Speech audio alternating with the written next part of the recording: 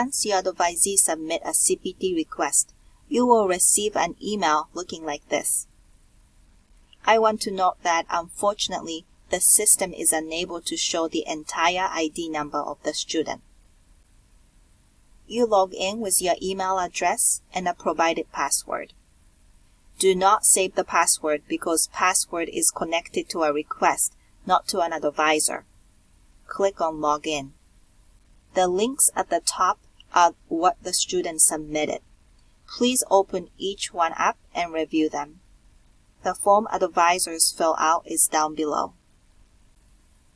This is what it looks like when you open Submit CPT Request link. Value is what your advisee entered. 1 indicates yes and 0 indicates no. What advisors should verify are degree level, expected date of degree completion, major or program, relationship between employment and major field of study, type of CPT, and course taken by the students for CPT. Click Submit and you are done.